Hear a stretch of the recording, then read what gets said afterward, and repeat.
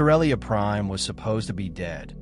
A forgotten mining world, stripped and abandoned, nothing more than dust and echoes. So why was there a heartbeat still pulsing beneath its surface? And why had a lone human chosen to live there, surrounded by ghosts, war machines, and something far older that moved in shadows? When Dr. Nail Runvek of the Zalari Union arrived to investigate, he expected a quiet report and a quick departure. What he found instead would unravel everything the galaxy thought it knew about humans, and reveal a secret that had been waiting, buried in silence, for someone bold enough to see it. Before we start, please, click that card button in the top right corner to subscribe now. And be sure to ring the notification bell so you never miss a single one of our epic daily stories the moment they drop. There is a pinned comment on this video, and aliens hide the answer in plain sight. Can you outsmart them?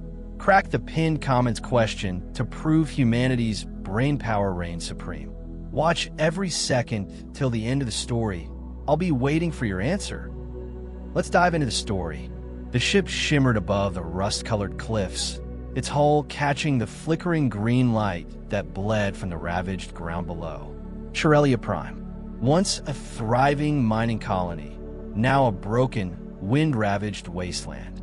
The air was thin, spiced with acid, and the terrain looked like angry gods had clawed it apart. But someone lived here.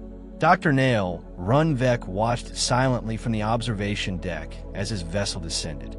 His skin, a shade between obsidian and dusk, shimmered under the interior lighting. 3 of his 6 eyes focused on the land ahead, while the other 3 reviewed the files again. Human. Female. Name, Rhea Quinn. Species, Homo sapiens. Status, local inhabitant, off-grid settler. He grunted softly, or at least the Zalari version of one. Mostly harmless, he muttered to himself. That phrase had haunted his last assignment briefing. Repeated 3 times, bolded once. It was either a joke or a dangerous oversight. Either way, it was his job to find out. The ship's doors opened with a hiss. The atmosphere slapped him in the face, hot, sour, and sharp enough to make even Zalari's lungs twitch. He stepped onto the landing platform, sensors adjusting, translator bot humming beside him like a nervous child. She was already there, tall, athletic, clad in carbon weave armor patched with scorched cloth and homemade straps. A worn scarf fluttered behind her like a tail of smoke. Her face was streaked with dust, and her eyes, cold steel blue, looked like they had seen more than they ever wanted to. She raised a hand in mock salute. Well, look at that. I do not think you people actually made house calls. Nail paused. I'm not you people. I am Dr. Nail Runvek, senior cultural tactician of the Zalari Union. She smirked. Sure, and I am queen of the dust bunnies. Nail blinked, unsure if it was sarcasm, humor, or early heat stroke. Probably all 3. I am here to conduct a field analysis regarding the presence of a human outpost on Chirelia Prime. You are not listed on any registry. Nope, she said casually. I like it that way. You are alone, most days, unless you count the snakes, or the drones that scream at night, or the occasional metal ghost that wakes up angry. Nail's translator bot beeped twice, clearly unsure how to file that sentence. She turned and started walking toward a broken trail winding into the canyon. You coming or what, Doctor? Your shoes might melt if you stand there much longer. I'm equipped for extreme climates. Nail replied stiffly, following. Yeah? Let's see if that equipment can handle sand that eats boots and wind that whispers lies. Nail frowned. Wind cannot lie. Rhea threw a grin over her shoulder. Then you have not been here long enough. The canyon swallowed them as they walked side by side, one silent and calculating, the other humming an off-key tune like she had lived 10 lives and dared fate to end every single one. Above them, the sky boiled yellow. Below, something hissed in shadows. And somewhere deep in Nail's chest, a strange, new instinct stirred, curiosity, or maybe dread. The trail twisted like a scar through the canyon, carved by time and storms and whatever else Chirelia Prime still had hiding beneath its skin. Nail walked in measured steps, his boots adjusting to the uneven terrain, while Rhea moved like she belonged here, like the planet itself had accepted her presence and tolerated no one else. "So," she said after a long silence, "you're always this chatty, or is it just me?" Nail did not look up from his scanner. "I prefer to observe before I engage in unnecessary dialogue." She snorted. "Well, lucky me. Got myself a mute alien with a clipboard." "I do not carry a clipboard." "Metaphor, document. Have you ever heard of those?" "Yes," Nail replied. "They're linguistic tools, often used to confuse factual observations with emotional coloring." She glanced back at him, grinning. "You really are a treat." They rounded a jagged outcrop where broken metal beams jutted from the earth like the bones of some ancient giant. The remnants of a mining rig, maybe, or a failed shelter. Either way, nature had already begun reclaiming it. Rhea gestured toward it. "Chirelia eats everything eventually. Steel, circuits, people. You stay long enough, you either become part of the landscape or you run." Nail noted the tone. "Not sadness, not pride, something in between." "And you stayed," he said. "I did." "What?"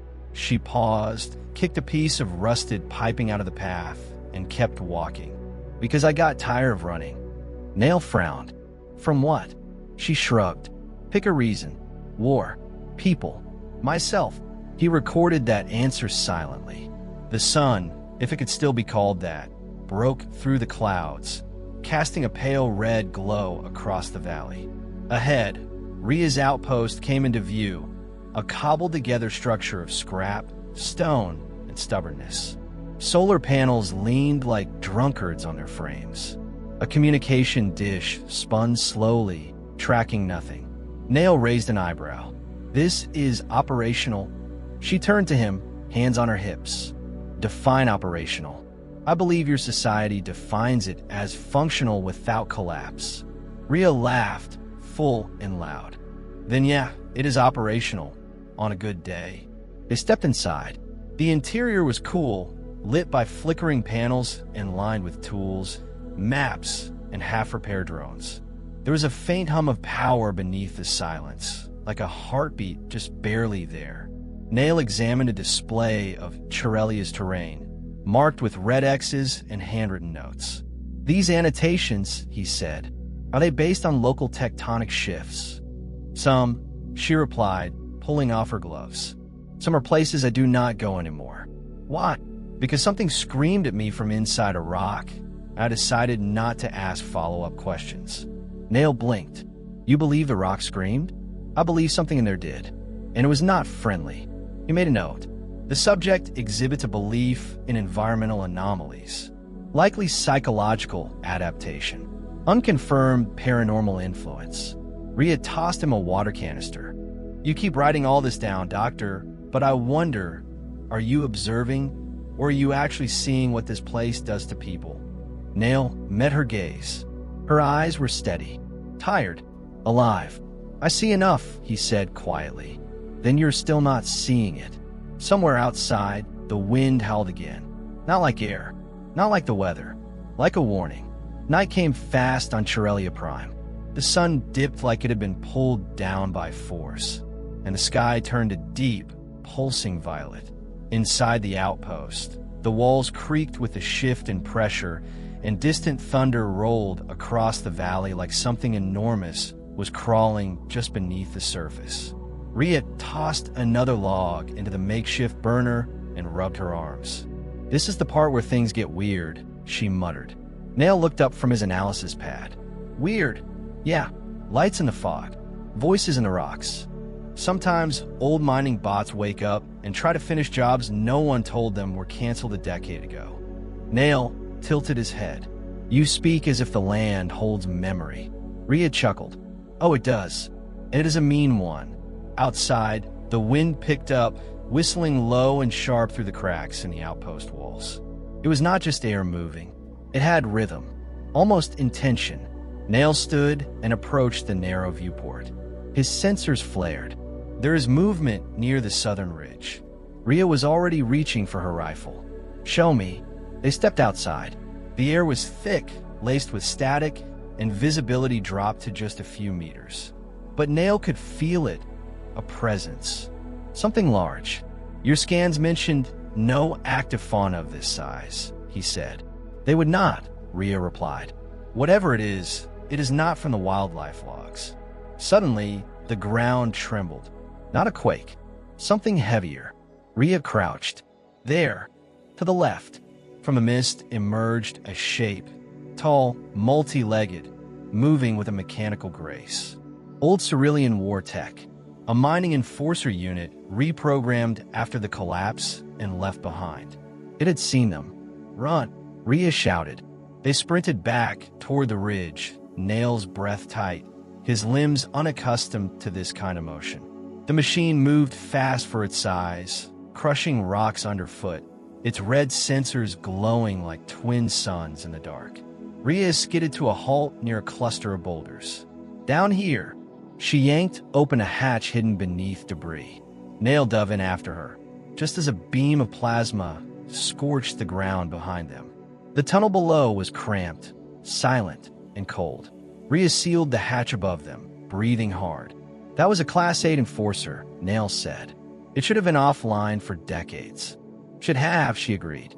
But nothing on this rock stays dead. Nail leaned against the wall, scanning for internal injuries. You risked yourself to save me. Yeah, well, no point in letting you get turned into Zolari soup on your first week. There was a long pause. You are not what I expected, Nail said. And you are exactly what I expected, she smirked. Curious, smart, totally unprepared for a place like this. He looked at her in the dim light. Dust clung to her face, but her eyes burned with something else. Resolve, maybe. Fury. Life. What now, he asked. She cocked her head. Now, we find a way to shut that damn thing down before it finds the outpost. And if it does, she loaded a round into her rifle and grinned. Then we remind it that humans may be fragile, but we hit back hard. The tunnel stretched ahead like the throat of a sleeping beast, damp and lined with rusting pipes that hissed with leftover pressure from a world long forgotten. Nail's scanners blinked erratically, unable to get a clean read.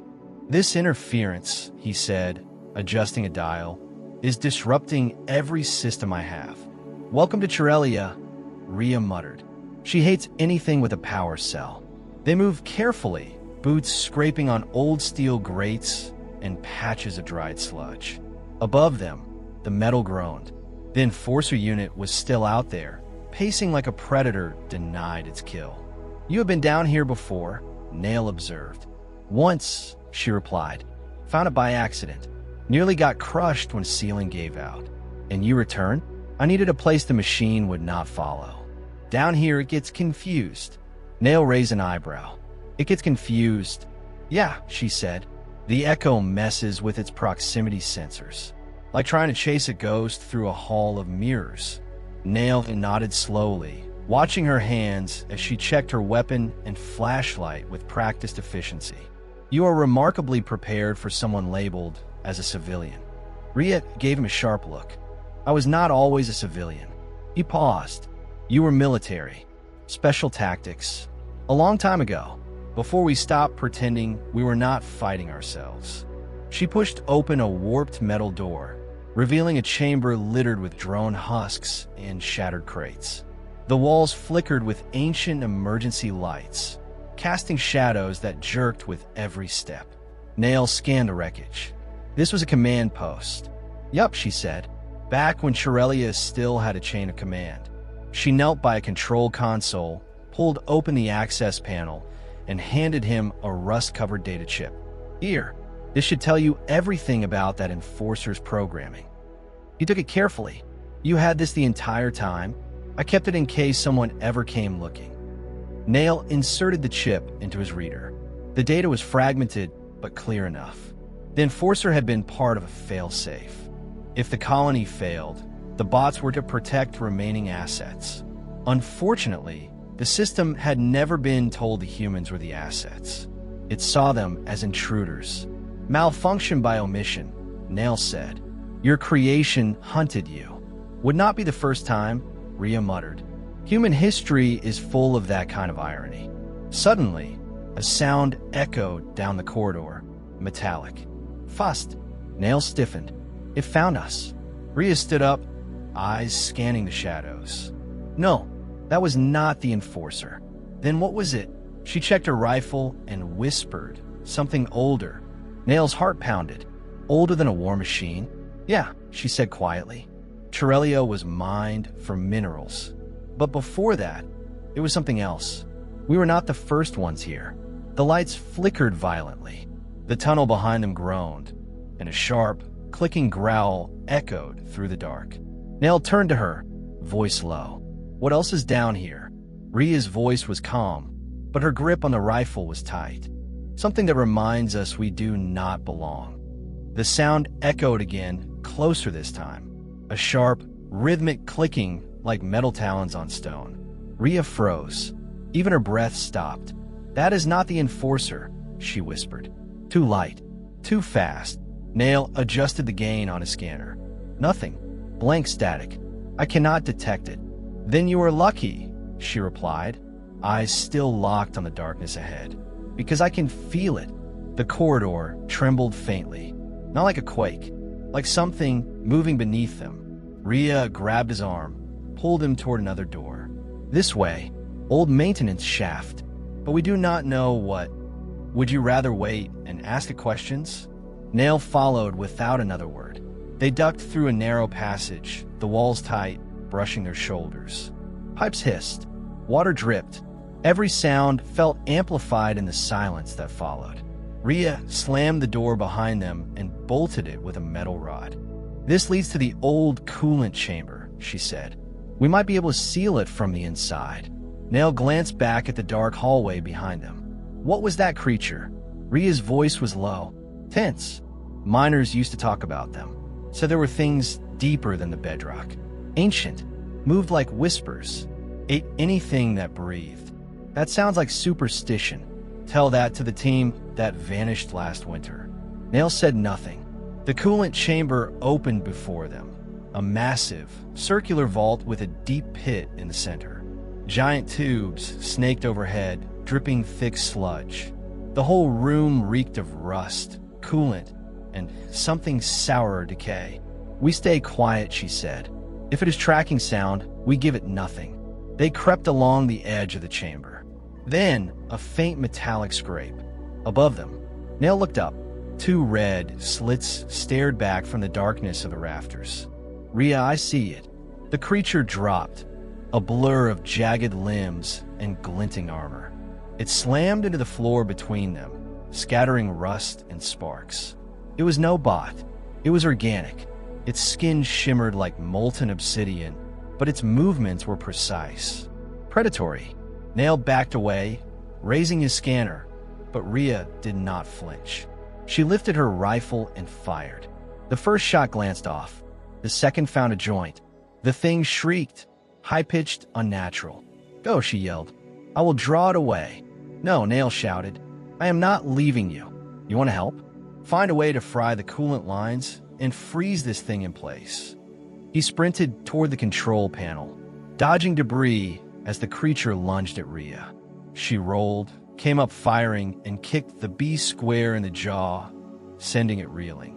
Nail's hands flew across the panel. Coolant pressure rising. Warning, containment breach imminent. Now would be good, Doctor. He slammed the release. A loud hiss erupted as a blast of freezing mist flooded the chamber. The creature let out a distorted wail and staggered, its limbs slowing, cracking. Rhea leapt back just as it collapsed, half frozen, its claws twitching. Nail ran to her side. You are injured. Only in places I do not need, she panted. You did good, document. Nail looked at the ice-covered creature, still twitching. What was that thing? Rhea leaned against the wall, catching her breath. Proof that this planet has secrets no one bothered to write down. And maybe that we are not as alone as we think. The morning after was quiet. Too quiet. Shirelia's winds had gone still, the dust in the air hanging motionless like suspended ash.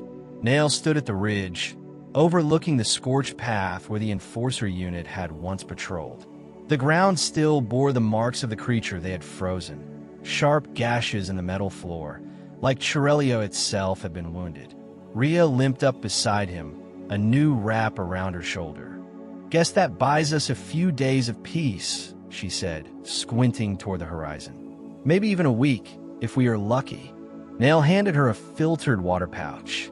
Luck appears to be a subjective term on this planet. She took a long sip. "Out here means you're still breathing." Nail turned to her, his voice lower than usual. "Why did you never leave?" Rhea leaned on the rail, fingers drumming softly against the steel. "Because I was tired of being a tool, a weapon used by people who never bled for the choices they made. Out here, no one gives you orders. You live or die by your own damn hands." He studied her carefully. "You still fight." "I fight to survive, not for a flag." Nail pulled out the data chip she had given him earlier. He had decrypted the remaining files. Logs, combat footage, psychological reports. Most of it is classified far above civilian access. "You are not just military. You are special forces." Rhea gave a half shrug. "Was. A long time ago. You led missions behind enemy lines. Neutralized threats alone. And then, you vanished from records." "Because I made sure I did," she said. "I erased myself. But why?" She looked at him, her voice steady. "Because I saw what I could become if I stayed. Efficient, ruthless, soulless. I had to walk away before there was nothing left of me but orders." Nail looked away, the silence heavy between them. "And yet, you saved me, fought for me." "Yeah, well," she muttered, "some habits die harder than others." The wind picked up again, stirring the dust. Something had shifted not just in the air, but in him. Nail opened his computer. "I am submitting my final report to the Zalari Union." She raised an eyebrow. "Already? I thought you had at least 2 more weeks of poking around." "I have seen enough." He spoke into the device, his voice firm. "Subject, Rhea Quinn. Species, human. Provisional classification update, Class 1 Deathworlder. Capable of high-level adaptability, strategic intelligence, and formidable combat proficiency. Recommend diplomatic caution and re-evaluation of all existing human threat assessments." He ended the log and turned to her. "You do not fit into any box the galaxy has tried to put you in." Rhea gave a tired smile. "Story of my life." They stood there in silence, 2 beings from different stars, sharing a moment of strange understanding. Nail asked, "What will you do now?" She looked toward the distant mountains, where the sun barely cut through the smog. "Same thing I have always done. Survive. Maybe rebuild. Depends if this place lets me." Nail nodded slowly. "I may return. With others. With new eyes. Just make sure they bring snacks," she said. "The last diplomats forgot how terrible the food is out here." And for the first time, Nail laughed. 3 weeks later, the Zalari High Council convened in the Spire of Observations, a tower that scraped the misty clouds above their capital city. Dr. Nail Runvek stood before them, calm and composed, despite the skeptical eyes fixed on him from every direction. "You are suggesting," one counselor began, "that the human you encountered on Chirelia Prime is worthy of a full Class 1 Deathworlder designation?" Nail nodded. "She is not an exception. She is an example. You just have not been paying attention." Another counselor clicked his mandibles. "Your report speaks of ancient life forms, rogue machinery, psychological anomalies. It reads like a myth." Nail stepped forward, placing the decrypted memory chip on the central podium. "Play the final file." A hologram flickered to life. Rhea appeared, standing in front of the coolant chamber after the creature had been frozen. Her voice was low, direct. "If you're watching this, then the good doctor decided I was worth listening to. Good. I want you to know something." She paused, looking into the recorder with a gaze that cut straight through the room. "You think humans are chaotic, unstable, maybe even reckless. You're not wrong, but we are also patient, strategic. We adapt faster than most species can understand. That is not a flaw. That is survival. She tilted her head slightly. Chirelia was not just a refuge for me. It was bait. I knew someone would come eventually. Someone curious enough to look past the label. There was a brief smile, and I made sure it would be someone who could think for themselves. The image faded. Silence gripped the chamber. You mean to tell us, the head counselor finally said, that she planned this entire encounter? Nail folded his hands behind his back. She anticipated observation. She laid the groundwork for reclassification. She showed restraint when violence would have been easier. And when provoked, she survived what most species could not. The room was still. She wanted to be seen, Nail said quietly. Truly seen, not through data sheets or filtered reports, but through experience. One of the younger counselors leaned forward. What do we do now? Nail turned toward the massive window, where stars shimmered like ancient stories waiting to be rewritten. We prepare, he said, because the humans are not just survivors. They are watching, waiting, and the next time they send someone, it might not be a guide. Far away, back on Chirelia Prime, Rhea stood alone on the cliffside, watching the sky. A small light blinked in the clouds above, a new satellite, now active. She smiled. They got the message, she said softly. Behind her, the outpost buzzed to life. Power lines hummed. A drone lifted off, scanning the valley. And beneath her boots, the world rumbled gently, but did not break. Not yet. And in that fragile peace, something unspoken passed between the stars, a quiet understanding. The game had changed, and the galaxy would never see humans the same way again. Here is the story's end. If you enjoyed and want to watch more thrilling sci-fi adventures, make sure to subscribe to the channel. Dive into epic battles, explore distant galaxies, and join brave heroes as they fight for survival against impossible odds. Let us know in the comments if you want the next chapters to be published soon. Hit that subscribe button, turn on notifications, and become part of the journey. Together, we'll keep the last light burning. Subscribe now and let the adventure continue.